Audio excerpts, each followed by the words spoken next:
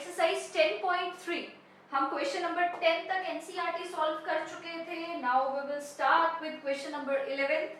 Although सारे questions काफी easy हैं। अगर आप लोगों ने अभी तक की एक्सरसाइज की होगी तो आपको समझ आया होगा कि ये एक्सरसाइज सॉल्व करने के लिए बहुत इजी है। But still we will start with question number 11 और 11th क्वेश्चन क्या कह रहा है, prove that line through point x1, y1। इसका मतलब मैथ्स की सबसे अच्छी बात है कि अगर आप क्वेश्चन को अच्छी तरह से पढ़ के जो भी आपको हर लाइन से समझ आ रहा है उसको आप लिख ले तो क्वेश्चन सॉल्व करना बहुत इजी हो जाता है। तो हमने पहली लाइन पढ़ी, the line through the point, question number 11, prove that line through the point x1, y1।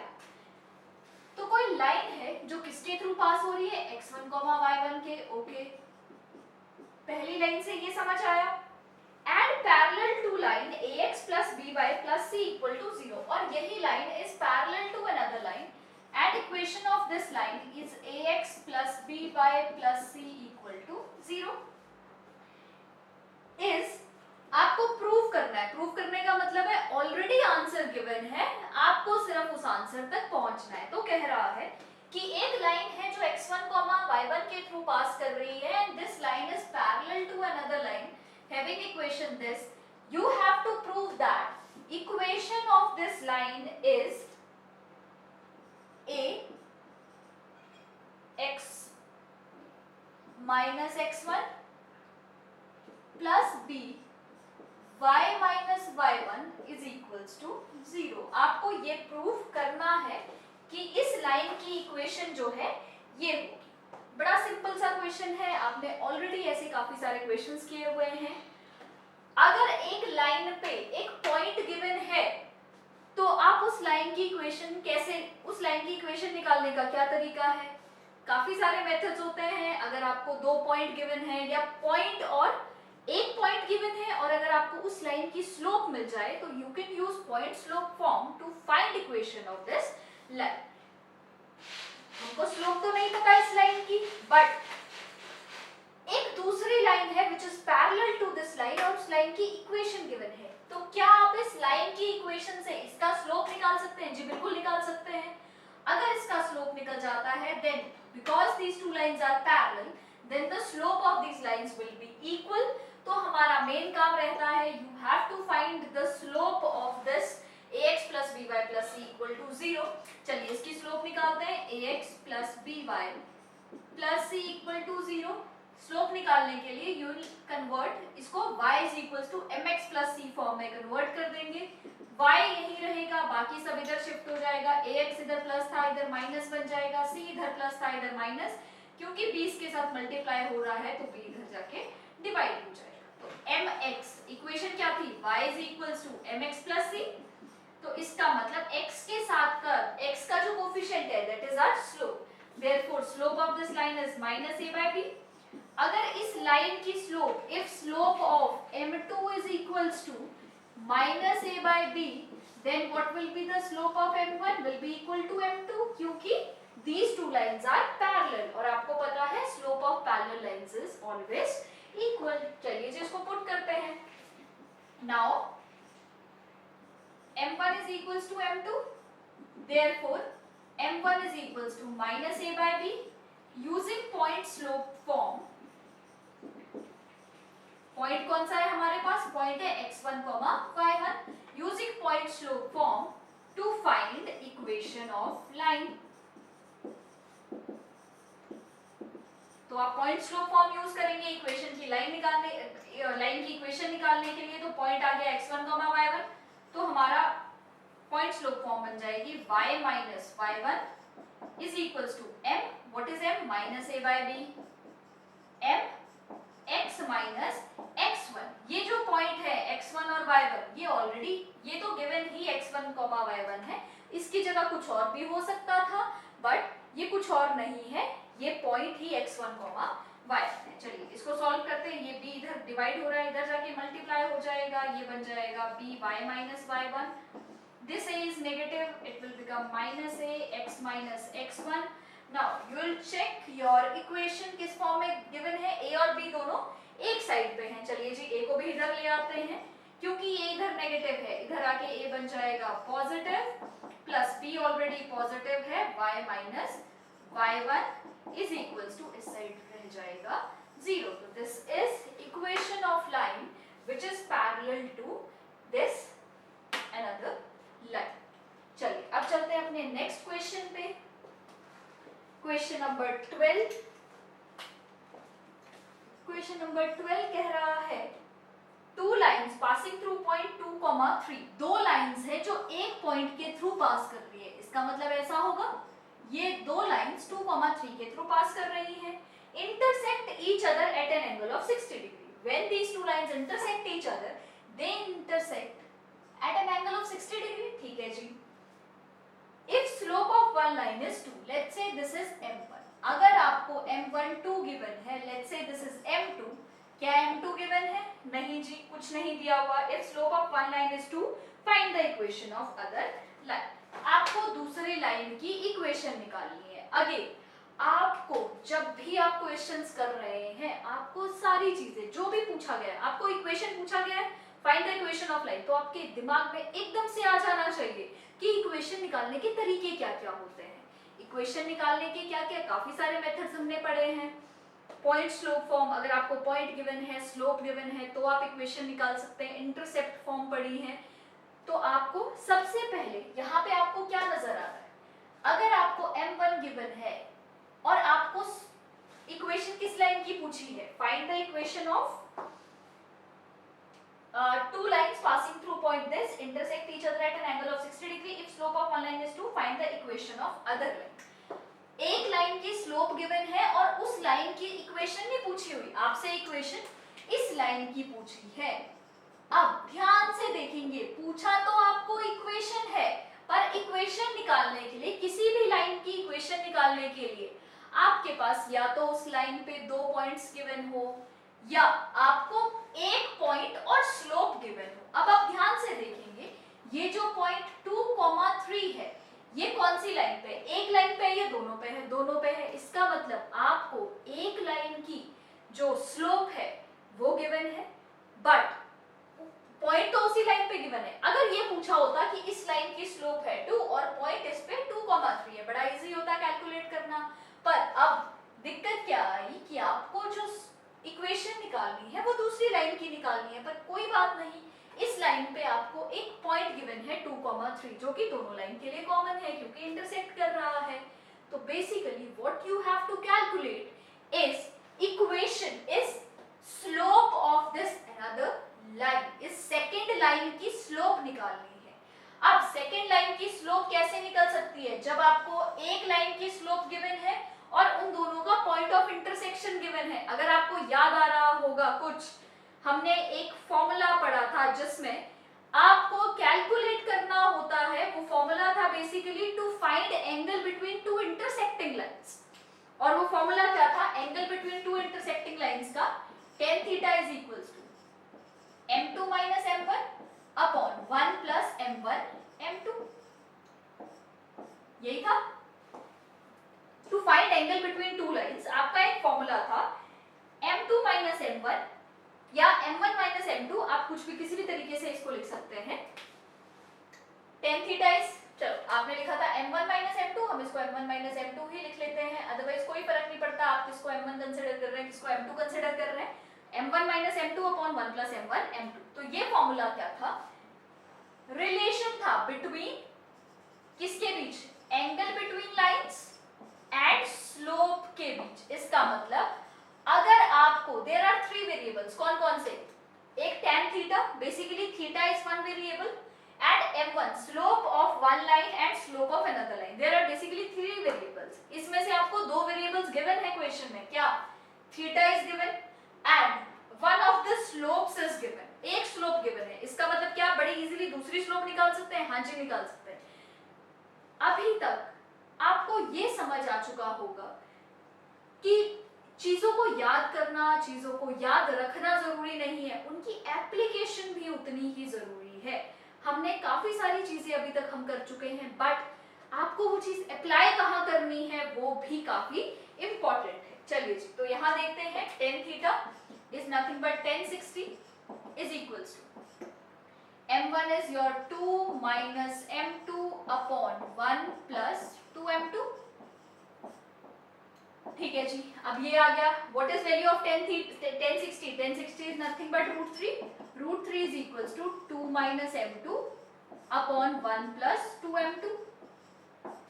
अब आपको बेसिकली कैलकुलेट करना है m2. अब आप ध्यान से देखेंगे, this is a modulus function और मॉड्यूलस फंक्शन हमेशा मॉड के अंदर प्लस भी हो सकता है माइनस भी हो सकता है. तो अगर मैं ये मॉड को खोलना चाहूँ तो क्या क्या दो ऑप्शन जनरेट होंगी. Root 3 will be equal to plus minus 2 minus m2 upon 1 plus 2m2. अगर मैं मॉड फंक्शन को ओपन करूं तो मॉड हमेशा पॉजिटिव वैल्यू जनरेट करता है, बट उस मॉड के अंदर जो वैल्यूज होंगी वो जरूरी नहीं है हमेशा पॉजिटिव हो. वो पॉजिटिव भी हो सकती है और वो नेगेटिव भी हो सकती है. तो बेसिकली दो केसेस बन जाते हैं. ठीक है जी, दो केसेस सॉल्व करते हैं. पहला root 3 is equals to 2 minus m2 upon 1 plus 2m2. दूसरा केस बनता है root 3 is equals to minus 2 minus m2 upon 1 plus 2m2. अब ध्यान से देखेंगे, ये माइनस था दोनों के साथ पर कोई फर्क नहीं पड़ता, चाहे आप ऊपर मल्टीप्लाई कर लो एक के साथ रख लो, बेसिक मैथमेटिक्स का कंसेप्ट है.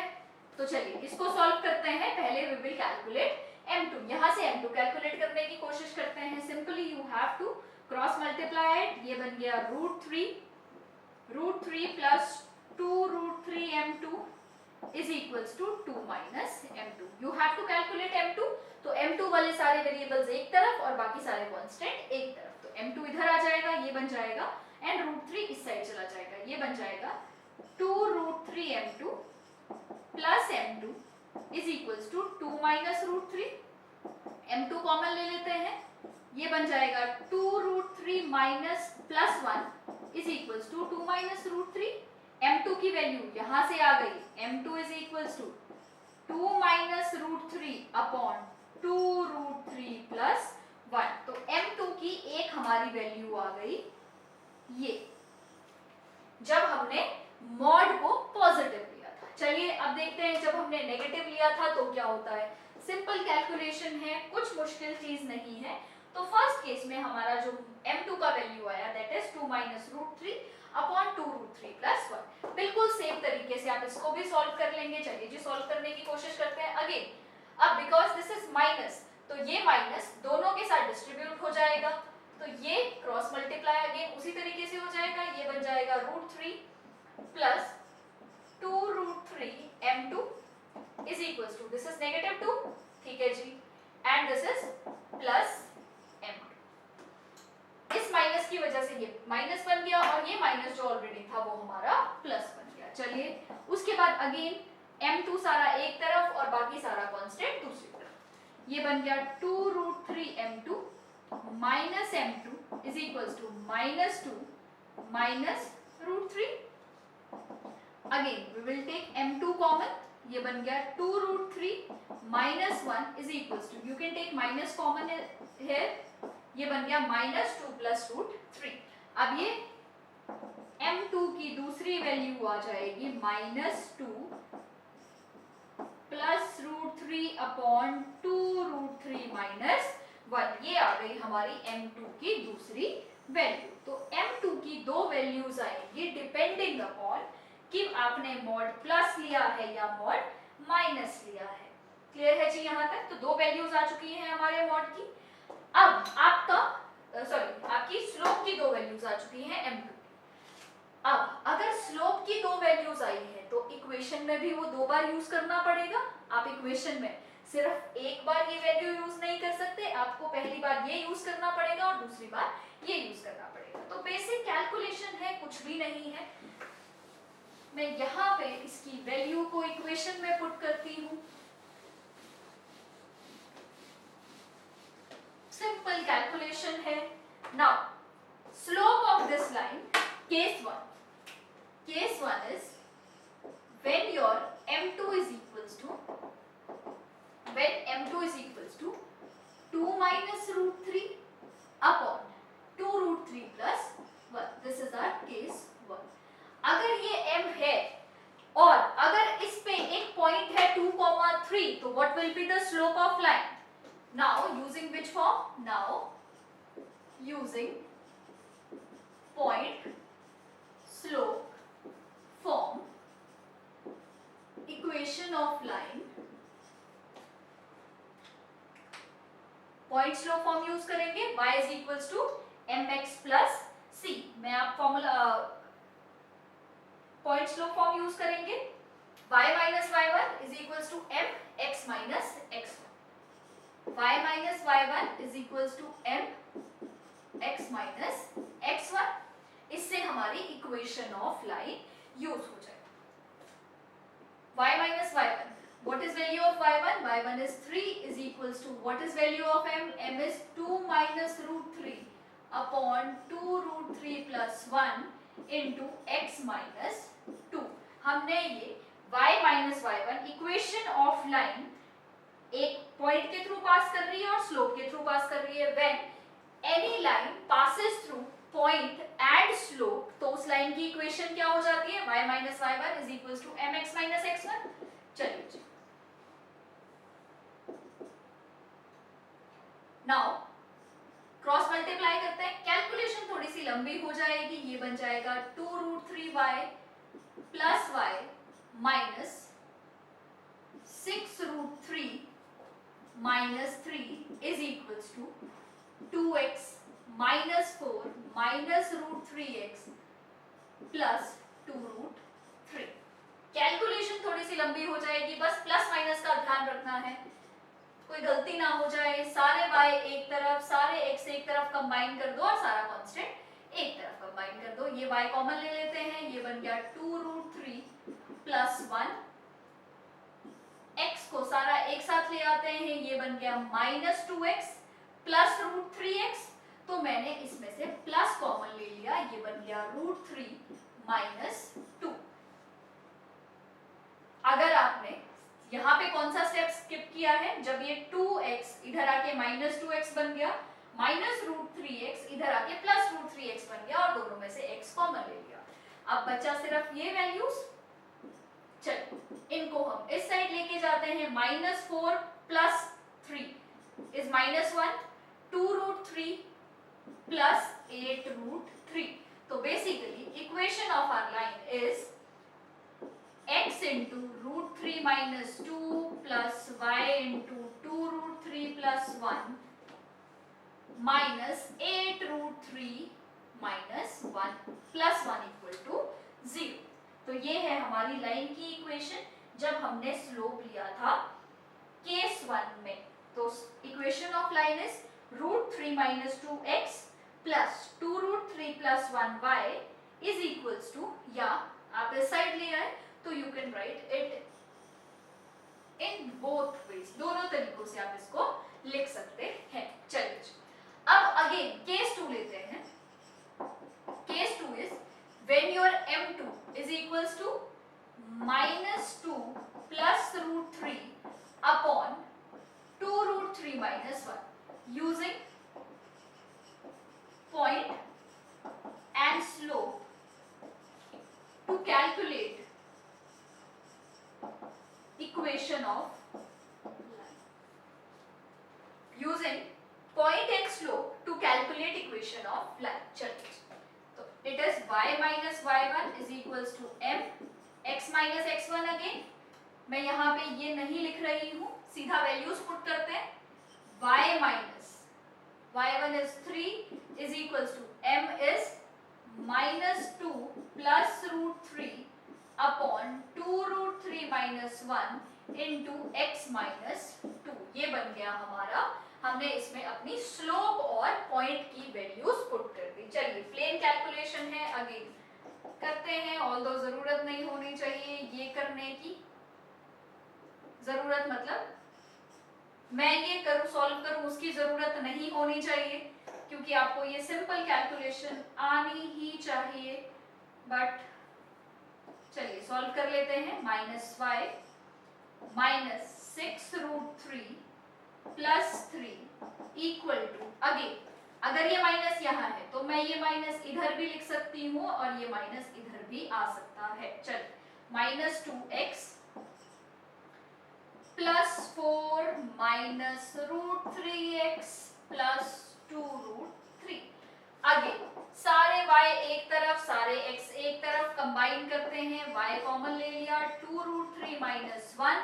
अगर कहीं साइन की गलती हो तो आप देख लेना, minus 2x minus root 3x, इधर आके दोनों प्लस बन जाएंगे, प्लस x ये बन जाएगा रूट 3, 2 प्लस रूट 3 लिख लेते हैं, इसको हम इस साइड रख लेते हैं। 4 प्लस का है और इधर 3 भी प्लस का है, 4 माइनस 3 इज नथिंग बट 1, 3 इधर आके माइनस का हो जाएगा, 2 root 3 minus 6 root 3 again plus 8 root 3। तो ये बन गई हमारी दूसरी लाइन की इक्वेशन जब हमने दूसरा फॉर्म यूज किया। तो इक्वेशन बन गई 2 प्लस रूट 3x, आप उसको x को पहले और y को बाद में लिख लें, 2 plus root 3x plus y times 2 root 3 minus y is equals to 1 plus 8 root 3। तो you can write x को आप पहले लिख लें, कोई फर्क नहीं पड़ रहा है, simple ax plus by, y बन गया हमारा 2 root 3 minus 1 is equals to 1 plus 8 root 3। This is equation of line। बिल्कुल सिंपल सा कंसेप्ट था, कोई मुश्किल चीज नहीं थी, बस कैलकुलेशन बहुत लेंथी थी, उसमें टाइम लग गया। तो आपका काम होना चाहिए कैलकुलेशन जितनी फास्ट आप कर सके उतनी जल्दी आप कैलकुलेशन को कर। चलो अब we will start with our next question which is question number 13। you can note it down।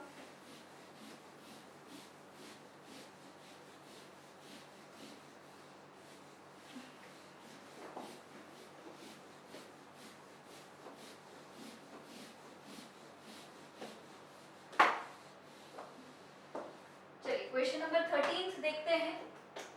13th question कहता है फाइंड द इक्वेशन ऑफ, किसकी इक्वेशन निकालनी है, right bisector of line segment. Right bisector मतलब वो line which is bisecting another line at right angle. Right bisector का मतलब वो लाइन जो किसी दूसरी लाइन को बाइसेक्ट कर रही है, बाइसेक्ट मतलब दो इक्वल हिस्सों में डिवाइड करना, एट राइट एंगल मतलब 90 डिग्री पे। Basically find the equation of right bisector of line segment joining the point 3, 4 and -1, 2। there is a line segment जो दो पॉइंट से मिलके बन रही है और वो लाइन सेगमेंट के कोऑर्डिनेट्स हैं 3, 4 एंड -1, 2। अब इस लाइन को एक दूसरी लाइन बाइसेक्ट कर रही है। बाइसेक्ट का मतलब divide into two equal parts. एक लाइन बाइसेक्ट कर रही है।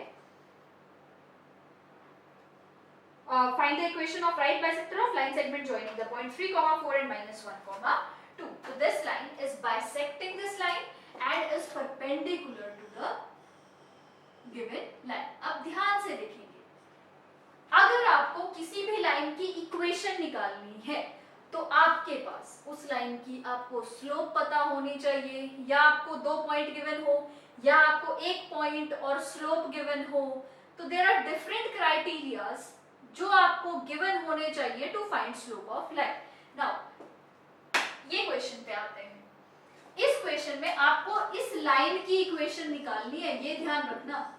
Bisector, this is the bisector, इस बाइसेक्टर की इक्वेशन निकालनी है। इस बाइसेक्टर की इक्वेशन निकालने के लिए या तो आप इस पे दो पॉइंट्स आपको गिवन होने चाहिए, वो तो बिल्कुल नहीं है, पर आपको जैसे ही दिखा कि राइट एंगल पे है तो इसका मतलब स्लोप कहीं ना कहीं इन्वॉल्व है। तो if this line is perpendicular to this line, अगर मैं आपको कहूं इस लाइन की स्लोप मेरे को पता है, तो क्या आप इस लाइन की स्लोप निकाल सकते हैं? जी बिल्कुल निकाल सकते हैं। तो इस लाइन की स्लोप आप कैसे निकाल सकते हैं? By using two point form. दो पॉइंट अगर गिवन है तो स्लोप कैसे निकलेगी? y2 minus y1 upon x2 minus x1 से आप स्लोप निकाल लेंगे 2 minus 4 अपॉन -1 plus 3 -1 -3। तो आपकी स्लोप निकल गई -2 upon -4 which is equal to half. तो इस लाइन की जो स्लोप निकली, कौन सी लाइन की? इस लाइन सेगमेंट की स्लोप L1 की जो स्लोप निकली that is equals to half. तो आपने क्या किया, पहले L1 की स्लोप निकाल दी which is equal to half. Now अगर L1 की स्लोप हाफ है, what will be the slope of L2? Then slope of L2, जिसको मैं कहूंगी is equals to M2, will be equal to, slope का फॉर्मूला क्या होता है when two lines are perpendicular to each other? It is negative reciprocal of another line. Negative reciprocal मतलब एक तो माइनस हो जाएगा, अगर ये प्लस है तो ये माइनस हो जाएगा। रेसिप्रोकल, हाफ का रेसिप्रोकल 2, या आप ऐसे भी देख सकते हैं M2 is equals to -1/M1। तो इस फॉर्मूले में आप वैल्यू पुट कर देंगे तो आपका आंसर आ जाएगा -2, या आप फॉर्मूले के साथ जाके बस उसको रेसिप्रोकल कर दें और स्लोप को नेगेटिव कर दें। नेगेटिव का मतलब इफ स्लोप इज नेगेटिव, एक लाइन की स्लोप नेगेटिव है तो दूसरे की ऑटोमेटिकली पॉजिटिव आएगी, अगर एक की पॉजिटिव है तो दूसरे की ऑटोमेटिकली नेगेटिव आएगी। चलिए जी, स्लोप निकल आई। ठीक है, आपको इस लाइन की स्लोप निकल आई, पर क्या आपको इस लाइन पे कोई पॉइंट गिवन है? नहीं जी। पर क्या दोनों में कुछ कॉमन पॉइंट है? हाँ जी, this is the common point. Let's say this is C, this is A, this is B and this is C। ये जो C है ये क्या है? अगर ये लाइन इस लाइन को, इस लाइन सेगमेंट को दो इक्वल हिस्सों में डिवाइड कर रही है तो क्या मैं ये लिख सकती हूँ C is midpoint of AB? If C is midpoint of AB तो क्या आप midpoint फॉर्मूला से C के कोऑर्डिनेट्स निकाल सकते हैं? जी बिल्कुल निकाल सकते हैं। Therefore coordinates of C by using midpoint formula, C के कोऑर्डिनेट्स हो जाएंगे x1 plus x2/2 comma y1 plus y2/2 and x1 x2 क्या है? ये है x1 y1 और ये है x2 y2, या इसको आप x1 x2 ही चलिए ले लेते हैं। तो आपके C के जो कोऑर्डिनेट्स निकलेंगे वो क्या निकलेंगे? -1 plus 3/2 2 plus 4/2। तो C के कोऑर्डिनेट्स निकल गए 3 - 1 2/2 1, 2 plus 4 6 1, 3। तो इसके जो C के कोऑर्डिनेट्स हैं those are 1, 3। Coordinates of C are 1, 3। अगर C के कोऑर्डिनेट्स निकल आए इसका मतलब इस लाइन पे एक पॉइंट है 1, 3 और इस लाइन की स्लोप है -2। इस लाइन की स्लोप है -2। Now using point and slope to find equation of line। equation of line you line निकालते हैं by using point and slope, तो क्या निकल जाएगा? y minus what is y1 3 is equals to m what is m -2, x minus what is x1 1। चलिए y minus 3 is equals to -2x plus 2, ये -2x इधर जाके प्लस बन जाएगा +2x plus y is equals to या -5 equal to 0। This is the equation of our line। ये बन गई हमारी लाइन की equation 2x plus y minus 5 equal to 0। चलिए अब चलते हैं अपने नेक्स्ट क्वेश्चन पे which is question number 14। Question number 14 कहता है, बिल्कुल सेम है ऐसा ही, बस थोड़ा सा अलग तरीके से लिखा हुआ है, अदरवाइज एवरीथिंग इज सेम। चलिए क्वेश्चन नंबर 14 देखते हैं। Find the coordinate of foot of perpendicular from the point. Coordinates निकालने हैं किसके? फुट ऑफ परपेंडिकुलर 1, 3 से -1, 3 से एक परपेंडिकुलर फॉल कर रहा है, -1, 3 से एक परपेंडिकुलर फॉल कर रहा है। ठीक है जी, परपेंडिकुलर फॉल कर रहा होगा तो किसी लाइन पे कर रहा है, टू द लाइन। इस लाइन की आपको इक्वेशन गिवन है 3x - 4y -16 इक्वल टू 0। तो आपको इस पॉइंट के कोऑर्डिनेट्स निकालने हैं। Let's say coordinates of this points are a, b। तो क्या क्वेश्चन है? एक पॉइंट गिवन है, एक लाइन है, इस पॉइंट से इस लाइन पे एक परपेंडिकुलर फॉल कर रहा है। अगर परपेंडिकुलर फॉल करेगा तो किसी पॉइंट पे फॉल करेगा, तो you have to calculate the coordinates of those points. किस पॉइंट के? जिस लाइन पे वो परपेंडिकुलर फॉल हुआ। चलिए अब हम स्टार्ट करते हैं इसको, इस क्वेश्चन को सॉल्व करना। अगेन कंसेप्ट वैसा ही कुछ यूज होगा, पर कैसे करेंगे आप ध्यान से देखिए। Suppose let a and b are the coordinate of foot of perpendicular। उसके बाद कॉमा बी निकालना है। Let A comma B be the coordinates of point. Coordinate of point, अगर ये एक लाइन सेगमेंट है 1,-3 से लेके a, b तक, मैं इसको नाम दे देती हूँ a, b, c, t। Although ये लाइन है, इसको नाम देने की जरूरत नहीं है। We will name -1,3 as a and a, b as b। चलिए, अगर -1,3 और a, b एक लाइन बना रहे हैं या एक लाइन सेगमेंट बना रहे हैं, क्या आप इसकी स्लोप निकाल सकते हो? जी बिल्कुल निकाल सकते हैं। स्लोप ऑफ AB क्या हो जाएगी? AB की slope y2 - y1 b - 3 upon a - -1 which is a + 1। तो स्लोप ऑफ AB निकल आया ये b - 3 अपॉन a + 1। इसकी स्लोप आपको पता है, let's say this is m1, तो आपका m1 निकल गया। क्या इस लाइन की इक्वेशन गिवन है? जी बिल्कुल गिवन है। अब ये दो लाइंस आपस में परपेंडिकुलर हैं, बिल्कुल परपेंडिकुलर है। अगर these two lines are perpendicular to each other, then इन दोनों की स्लोप का product will be equal to -1। बिल्कुल सही बात है, स्लोप का product will be equal to -1। तो now 3x - 4y - 16 equal to 0। मैं दूसरी लाइन का स्लोप निकाल लेती हूँ। स्लोप निकालने का फॉर्मूला अगेन y एक साइड, बाकी सारे दूसरी साइड। ये बन गया -4y is equals to -3x + 16। ये 4y इधर जाके डिवाइड हो जाएगा, y -3 upon -4 is nothing but 3/4। x -16 divided by -4 is -4। तो आपका जो स्लोप निकल गया m2 दैट इज 3/4। यही फॉर्म होता था y is equals to mx + c। तो आपका ये स्लोप निकल गया और ये आपका -4 निकल गया आपका c। कौन सा कोऑर्डिनेट? x इंटरसेप्ट c निकल गया, सॉरी y इंटरसेप्ट आपका c निकल गया। Now if slope of m1 is given and slope of m2 is given, then what will be the relation between these two? They will be, product of these two will be equal to -1. Now m1 into m2 is equals to -1। चलिए जी value put करते हैं। m1 की value है b - 3 upon a + 1 is equals into 3/4 is equals to -1। ये slope निकल गई और इन दोनों का प्रोडक्ट आ गया -1। इन दोनों को कैलकुलेट करके देखते हैं, सिंप्लीफाई करते हैं। ये बन गया 3b - 9 upon 4a + 4 is equals to -1। Further solve करेंगे, ये ऊपर जाके मल्टीप्लाई हो जाएगा।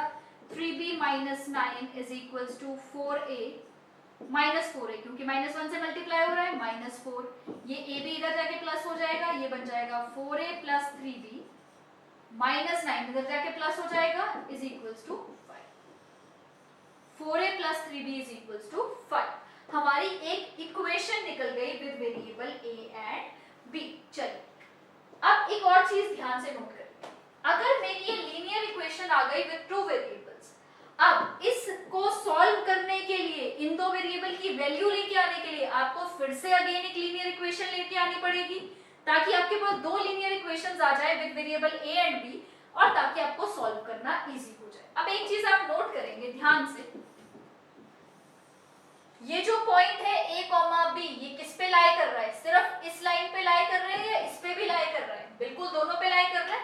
ये L1 पे भी लाई कर रहा है। अगर मैं इस लाइन को नाम दूं L1 और इसको नाम दूं L2, तो this point a, b lies on both L1 and L2। अगर ये दोनों पे लाई कर रहा है तो क्या ये पॉइंट इस लाइन की इक्वेशन को सेटिस्फाई करेगा? बहुत पहले, कुछ लेक्चर्स पहले हमने अच्छी तरह से पढ़ा था कि if a point lies on a line then the point will satisfy the equation of line। इसका मतलब अगर मैं उस लाइन की इक्वेशन में x y की जगह वो पॉइंट पुट कर दूं, वो पॉइंट के कोऑर्डिनेट्स पुट कर दूं, तो बिल्कुल right hand side will be equal to left hand side. Now हम लिखेंगे a, b satisfy lies on the line, lies on line L2 sorry, therefore it will satisfy the equation of line. It will satisfy the equation of line. Therefore 3x minus 4y minus 16 equal to 0 becomes, क्या बन जाएगा, अगर ये इसकी equation को satisfy कर रहा है तो x को आप रिप्लेस कर दोगे a के साथ और y को रिप्लेस कर दोगे b के साथ. It will become 3a minus 4b equal to 16. तो आपकी दो इक्वेशन बनाई, कौन सी, 4a plus 3b equal to 5 और दूसरी 3a minus 4b equal to 16. तो दो इक्वेशंस आपकी इजीली निकल आई है. 4a plus 3b equal to 5 and 3a minus 4b is equals to 16. चलिए इनको सॉल्व करते हैं.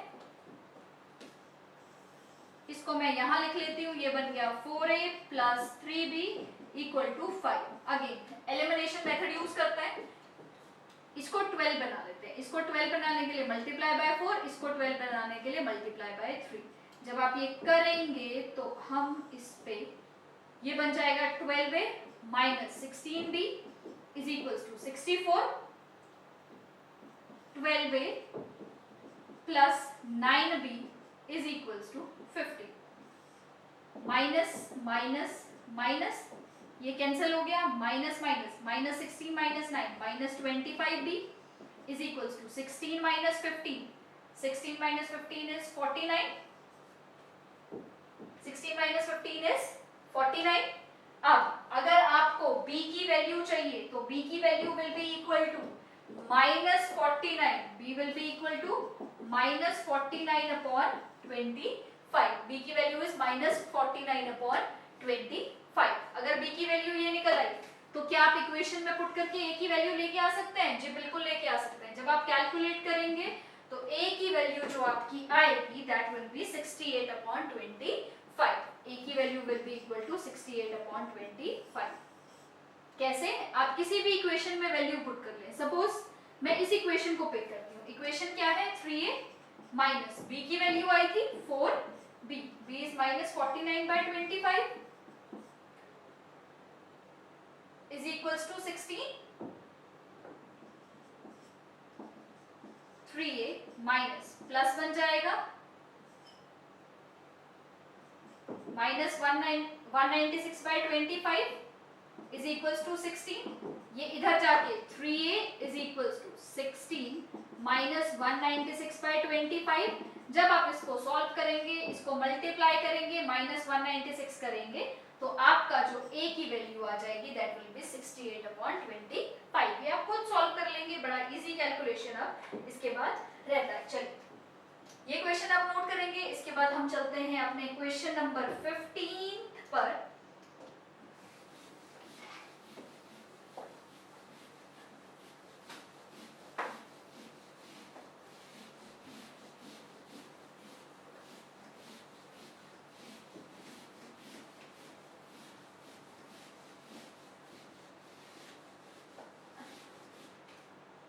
Question number 15.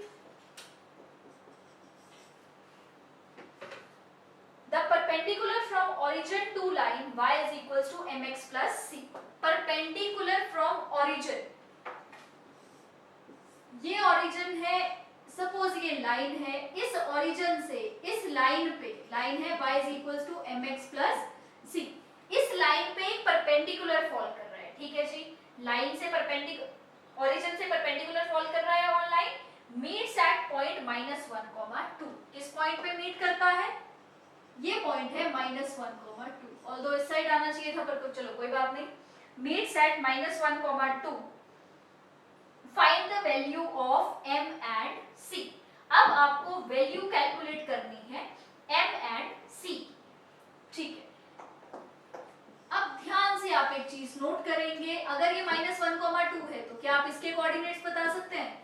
हाँ जी, अगर ये ओरिजिन से फॉल कर रहा है लाइन पे तो what will be the coordinates of origin? 0, 0. अगर 0, 0 ओरिजिन के कोऑर्डिनेट्स हैं और आपको ये पता है कि 90 डिग्री का एंगल बना रहा है, तो जब भी दो लाइन के बीच 90 डिग्री का एंगल आपको नजर आए इसका मतलब स्लोप में पक्का कोई रिलेशन होगा. चलिए, तो क्या आप इस लाइन की स्लोप निकाल सकते हैं? Let's say this is O, this is A, तो स्लोप ऑफ ए भी आप स्लोप ऑफ ओ ए बड़े इजीली निकल सकती है. What will be slope of OA will be 2 minus 0 y2 minus y1 upon x2 minus x1. It will be 2 upon minus 1 which is nothing but minus 2. अगर इसकी slope L1 की slope -2 है, इसको मैं M1 मान लेती हूँ, तो what will be M2? M2 will be slope of this line. M2 हमारा हो जाएगा negative reciprocal of this. Negative reciprocal का मतलब अगर ये नेगेटिव है तो पॉजिटिव 2, बट रेसिप्रोकल है तो slope of this line will be slope of this line L2 will be equal to +1/2. अगर इसकी स्लोप +1/2 आ गई तो आपको ये पता है कि M तो आपको पता ही है, M2 इज +1/2, इसकी स्लोप ही तो. और अगर लाइन की इक्वेशन है y is equal to mx plus c, इसका मतलब and equation of line is y is equals to mx plus c. Therefore, m2 will be equal to m. हमने तो m2 वेरिएबल दिया था ना, तो वेरिएबल को आप कुछ भी नाम दे सकते हो, बट इस केस में जो m2 है that is nothing but m2 is slope of L2, और जो y is equals to mx plus c है वो भी इसी लाइन की इक्वेशन है, और m भी किसको डिनोट कर रहा है? स्लोप को. तो ऐसा तो हो नहीं सकता एक लाइन की स्लोप आप दो अलग-अलग तरीकों से निकालो तो दोनों बार डिफरेंट आएगा, नहीं, slope will be same. Therefore m तो आपका निकल गया. अब आप एक चीज फिर से ध्यान रखेंगे, this point -1, 2 lies on this line, therefore it will satisfy the equation of line. Now -1, 2 lies on y is equals to mx plus c, therefore it will satisfy equation of line.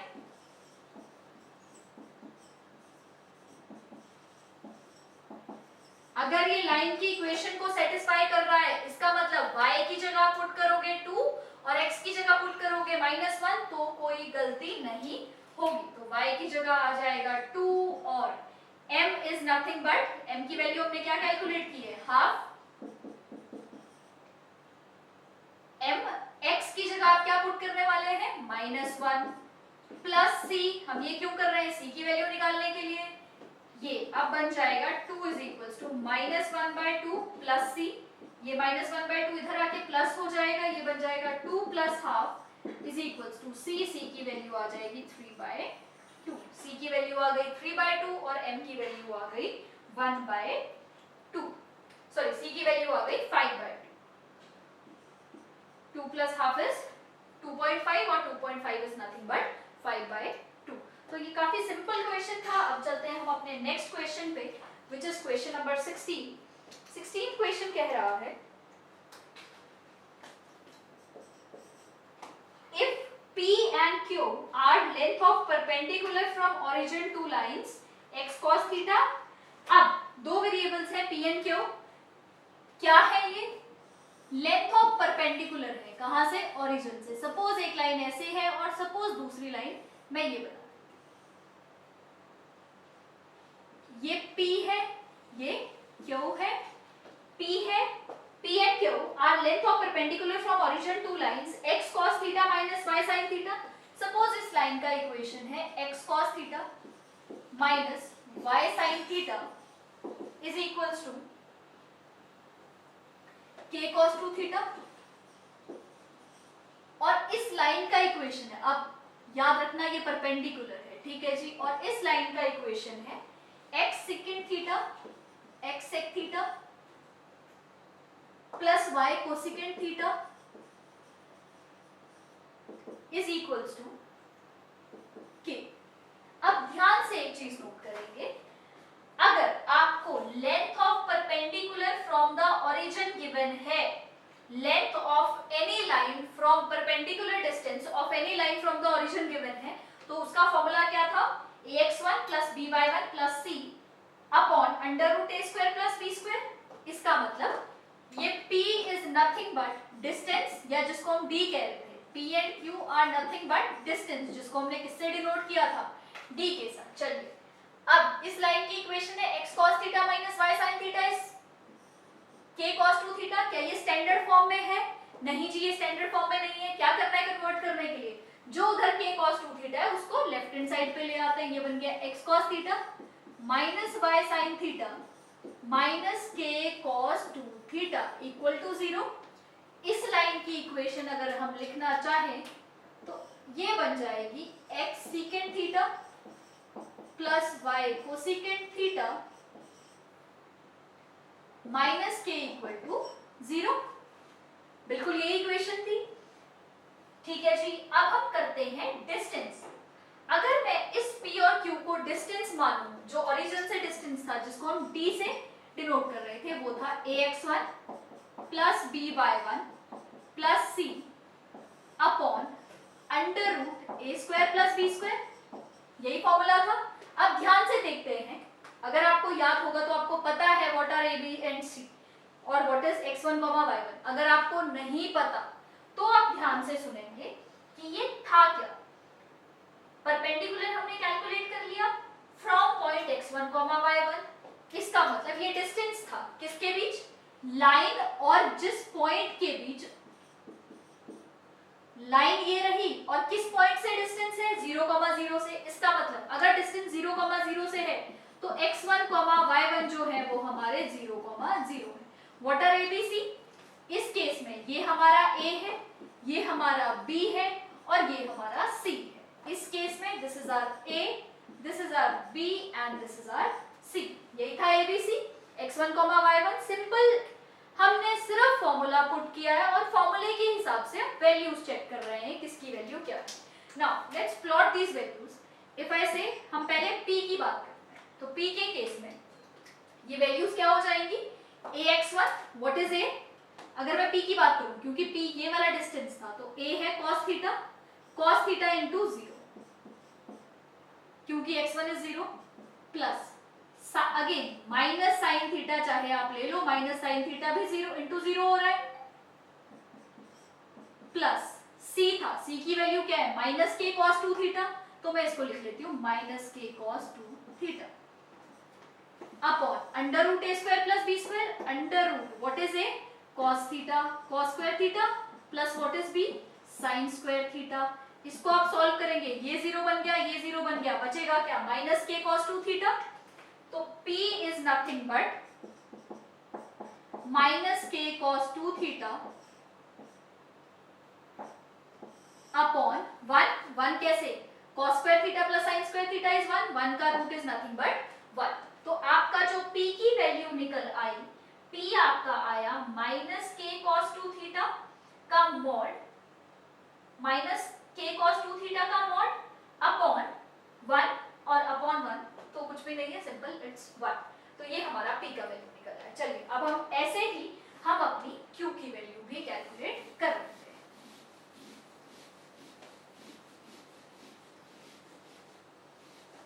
अभी हम अपना सिर्फ p और q calculate कर रहे हैं, उसके बाद उन्होंने पूछा भी यही है, prove that p square plus 4 times q square is equals to k square. तो अब हम q कैलकुलेट करते हैं अपना।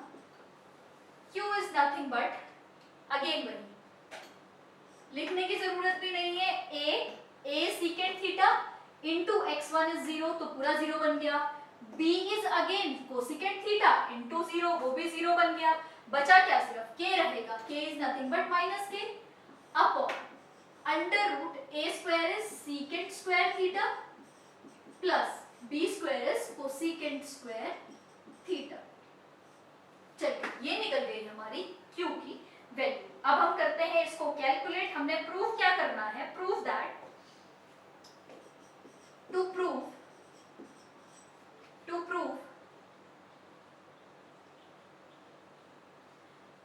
p square plus 4 times q square is equals to k square, ये प्रूव करना है। इसका मतलब आपको p का स्क्वायर लेना है, q का स्क्वायर लेना है और q के स्क्वायर को 4 से मल्टीप्लाई करना है और दोनों को जब आप ऐड करोगे तो आपका आंसर आना चाहिए k के इक्वल। चलिए जी, अब जब मैं करती हूँ p का स्क्वायर, मैं वहीं पे p का स्क्वायर कर रही हूँ, p square is equals to, जब मैं इसका स्क्वायर करूंगी दो वैल्यूज प्लस माइनस होंगी, स्क्वायर करके वो प्लस ही बन जाएगा, ये बन जाएगा cos square k square cos square 2 theta. जब मैंने p का स्क्वायर किया तो p square becomes k square cos square 2 theta. अब करते हैं q का स्क्वायर। जब हमने किया q का स्क्वायर तो अगेन ये बन गया k स्क्वायर अपॉन न्यूमरेटर का भी स्क्वायर होगा, डिनोमिनेटर का भी स्क्वायर होगा। न्यूमरेटर का स्क्वायर होके माइनस k का स्क्वायर, k स्क्वायर बन गया। डिनोमिनेटर का स्क्वायर होके ये रूट हट जाएगा और ये बन जाएगा secant square theta plus cosecant square theta. ये बन गया हमारा q स्क्वायर। तो हमारी p स्क्वायर की वैल्यू भी आ गई और q स्क्वायर की वैल्यू भी आ गई। चलिए अब करते हैं हम इस वैल्यू को इसमें put. What is p square? p square is nothing but k square cos square 2 theta plus 4 times q square. q square is nothing but k square upon secant square theta plus cos square theta. It is not cos, it is cosecant. Cosecant square theta, cosecant square theta और ये है cosecant square theta. चलिए जी इसको solve करते हैं। अब ये बन गया k square cos square 2 theta plus 4k square upon denominator को हम साइन और cos में कन्वर्ट कर देते हैं। चलिए secant square theta is nothing but 1 upon cos square theta plus cosecant is 1 upon sin square theta. हमने इसको cos और sin में कन्वर्ट कर दिया। cos और sin में कन्वर्ट करने के बाद ये हमारा कैलकुलेट होके आ गया k square cos square theta cos square 2 theta plus 4k square upon sin square cos square. हमारा इसका एलसीएम जो हमने लिया वो आ गया cos square theta sin square theta और इधर बन गया sin square theta plus cos square theta and cos square theta plus sin square theta is nothing but 1। इसकी वैल्यू तो 1 होती है। ठीक है जी। अब हम चलते हैं आगे और ये बन जाएगा k square cos square 2 theta plus 4k square upon sin square theta plus cos square theta 1 बन गया और ये जो cos square theta into sin square theta था ये ऊपर आके मल्टीप्लाई हो गया तो डिनोमिनेटर तो सारा खत्म हो गया। अब हमारे पास बच गया cos square theta into sin square theta. इस कंप्लीट को 4k square cos square theta sin square theta को मैं लिख सकती हूँ, सबका स्क्वायर ले लेते हैं। 4k square is nothing but 2k का whole square. cos square sin square theta को मैं लिख सकती हूँ cos थीटा sin थीटा का होल स्क्वायर। कुछ नहीं किया है, इसको सबको स्क्वायर की फॉर्म में कन्वर्ट कर दिया है। अब ध्यान से एक चीज देखेंगे। अब मैं क्या करती हूँ, इस k स्क्वायर को अब आपको यहां से देख के कुछ एक, अगर मैं k को बाहर रख दूं, इधर रख दूं, तो ये कुछ देखा देखा सा लग रहा है 2 cos थीटा sin थीटा।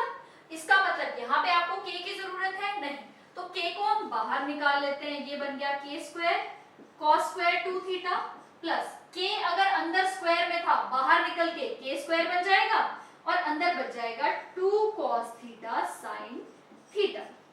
इसमें क्या किया, क्योंकि आपको जरूरत थी सिर्फ 2 cos थीटा sin थीटा की, आपको k स्क्वायर की जरूरत नहीं थी, तो हमने क्या किया, इसको 2 sin थीटा cos थीटा को स्क्वायर के अंदर ही रखा। क्योंकि k की रिक्वायरमेंट नहीं थी तो उसको हमने स्क्वायर से बाहर निकाल लिया। बड़ा सिंपल सा स्टेप है, आप इसको ध्यान से देखेंगे। समझ आया? ठीक नहीं आया तो आप इसको वापस थोड़ा सा बैक करके फिर से एक बार आप इसको चेक करेंगे। चलिए अब आपको एक फॉर्मूला पता होगा 2 sin थीटा cos थीटा का। क्या? sin 2 theta, 2 sin theta cos theta का फॉर्मूला था sin 2 थीटा। तो मैं इसको लिख दूंगी k square cos square 2 theta plus k square 2 sin theta cos theta का formula 2 sin 2 theta 2 cos theta 2 cos theta या 2 sin theta cos theta is nothing but sin 2 theta. सिर्फ वो फॉर्मूला हमने यूज किया है। sin 2 थीटा और ये जो स्क्वायर था ये रहेगा या हटेगा? बिल्कुल रहेगा, ये नहीं हटेगा। चलिए इसके बाद अब हम उस साइड का आप नोट कर लेंगे अच्छी तरह से।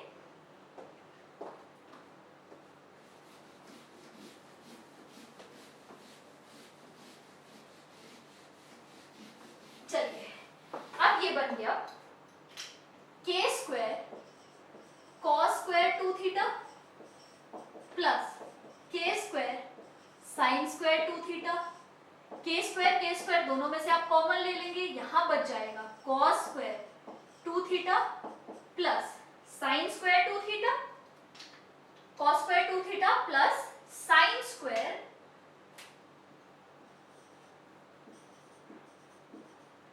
2 थीटा। सिंपल, sin 2 थीटा का स्क्वायर इज sin 2 थीटा। मैं यहाँ पे लिख रही हूँ sin 2 थीटा का जब भी आप स्क्वायर करते हैं इसका स्क्वायर नहीं होता है, सिर्फ sin स्क्वायर 2 थीटा बन जाता है, एंगल नहीं बदलता है। ये चीज आप ध्यान रखेंगे। तो अब ध्यान से देखेंगे, ये कुछ ऐसा बन गया cos square theta plus sin square theta. जब भी हम वो फॉर्मूला यूज करते हैं ना cos square theta plus sin square theta वाला, उसमें ये नहीं होता कि थीटा थीटा ही होगा, उसमें उसका ये मतलब होता है कि जो एंगल cos के साथ है वही एंगल sin के साथ भी होना चाहिए। एंगल 2 थीटा हो 10 थीटा हो डजंट मैटर। इसका मतलब cos square theta plus sin square theta is nothing but 1। तो आपका आंसर क्या आ गया? k स्क्वायर, जो आपको चाहिए था। कैलकुलेशन थोड़ी सी लेंथी है, थोड़ी सी ट्रिग्नो यूज हो रही है, थोड़ा सा ध्यान से करेंगे बड़ा इजीली आपका क्वेश्चन सॉल्व हो जाएगा। चलिए आप ये नोट करेंगे, उसके बाद हम चलते हैं अपने नेक्स्ट क्वेश्चन पे।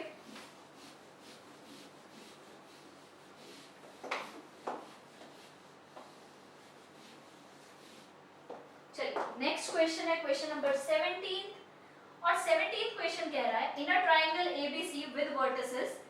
एक ट्रायंगल एबीसी गिवन है,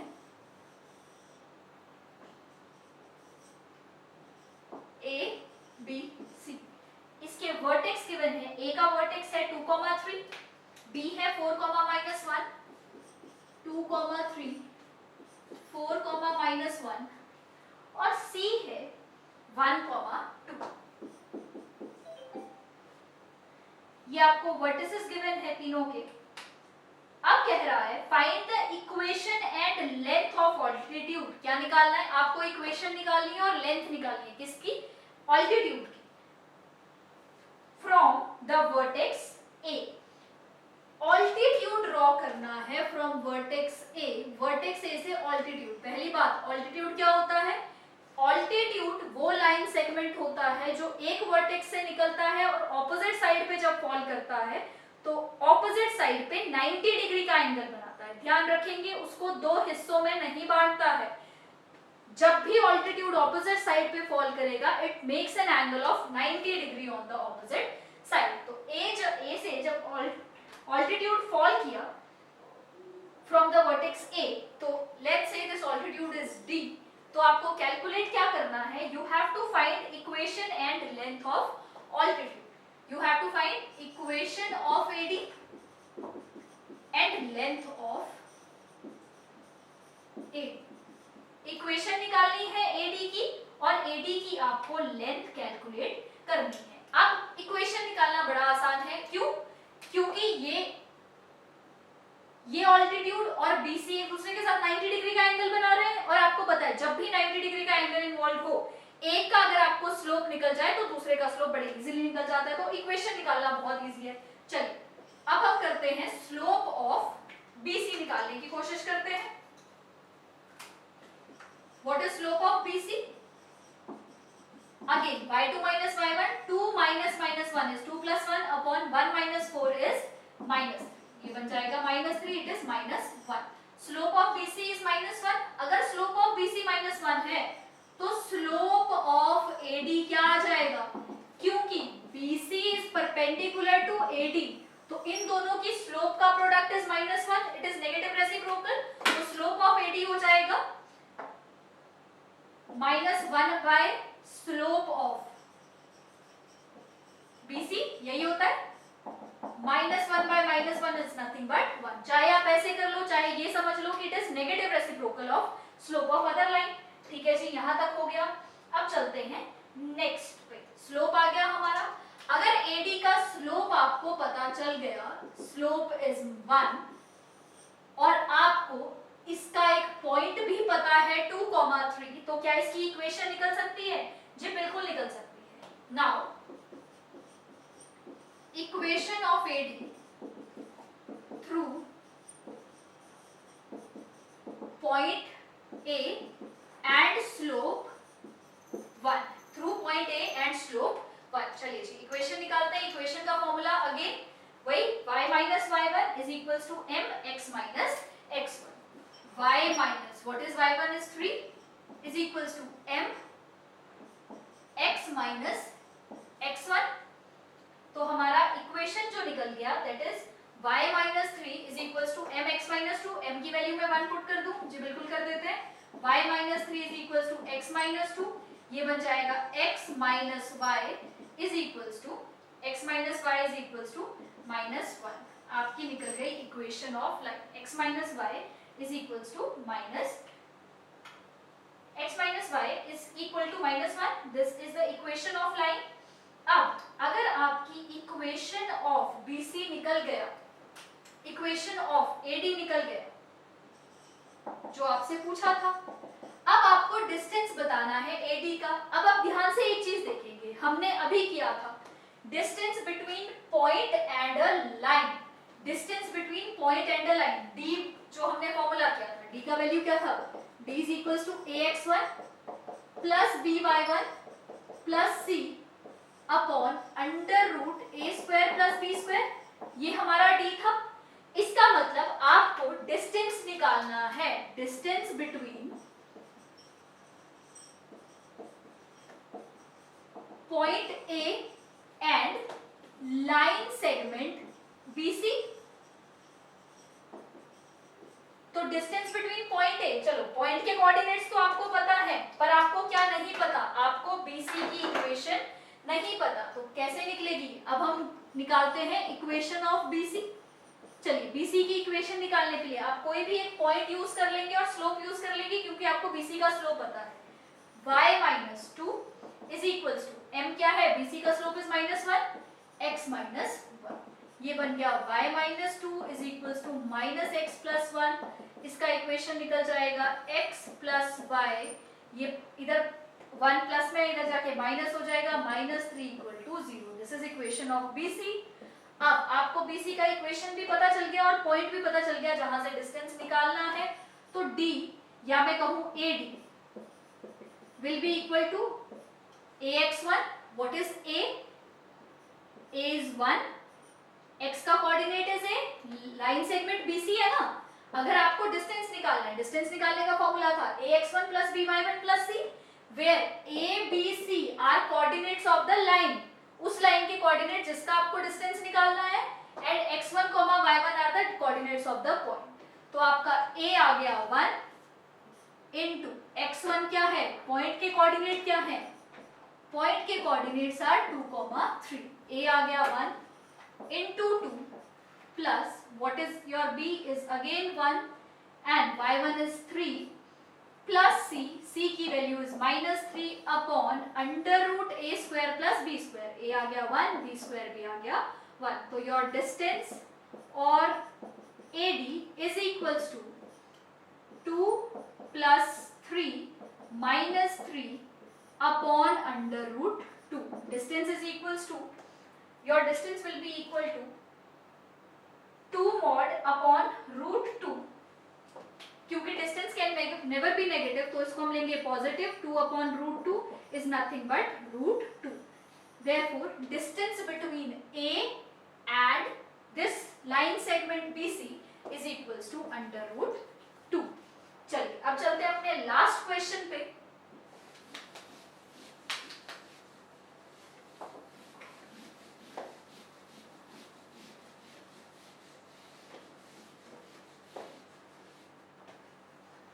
लास्ट क्वेश्चन है, if P is length of perpendicular from the origin to the line, P जो है that is length of perpendicular from the origin to the line whose intercept on the axes are A and B। इस line के जो axis पे intercept है वो A और B है, बिल्कुल सही है। And p is length of perpendicular from the origin. p जो है वो परपेंडिकुलर की लेंथ है फ्रॉम द ओरिजिन। ओरिजिन का point 0, 0। if p is length of perpendicular from the origin to the line whose intercept on axes are a and b, then show that what you have to prove is 1 upon p square is equals to 1 upon a square plus 1 upon b square। तो ये आपको prove करना है। तो आप question अच्छी तरह से समझ लेंगे। p is length of perpendicular और एक्सिस पे आपके इंटरसेप्ट्स गिवन है। अगर एक्सिस पे इंटरसेप्ट गिवन है तो आप इक्वेशन ऑफ लाइन यूज करेंगे। कौन सी? when intercepts on the axis are given, when intercept on the axis are given। कौन सी इक्वेशन थी? x upon a plus y by b is equals to 1। इसको आप simple equation बना देंगे और जब आप इसकी सिंपल इक्वेशन बनाएंगे वो बन जाएगी bx plus ay is equals to ab। This is equation of this line जो जिसका p से, जिसका सेंटर से जो डिस्टेंस है that is equal to p units. Again वही फॉर्मूला यूज करेंगे। कौन सा वाला? Distance of a line from any point. अब distance of line from any point का फॉर्मूला क्या था? d is equal to again ax1 plus by1 plus c upon under root a square plus b square. What are a, b and c? a, b and c are इस line का general form के coefficients of x and y और c is the constant. What is x1, y1? x1, y1 is the distance of line।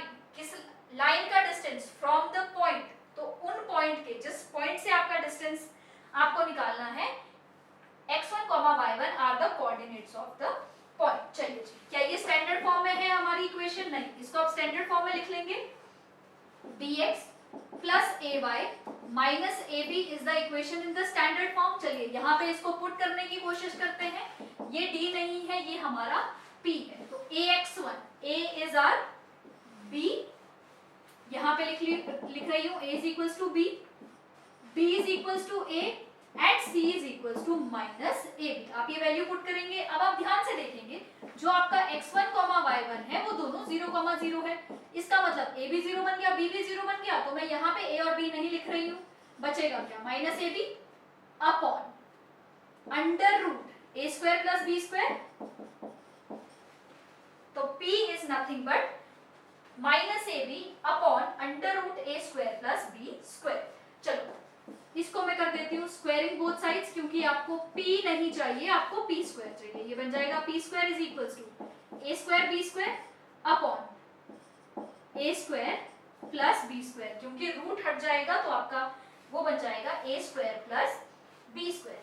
अब ये a square plus b square इधर जाके multiply हो जाएगा। ये बन जाएगा p square a square plus b square is equals to a square b square. Simple calculation है। उसके बाद आपको p यहाँ पे चेक करेंगे, कहाँ न्यूमरेटर में चाहिए या डिनोमिनेटर में? बिल्कुल डिनोमिनेटर में चाहिए होगा।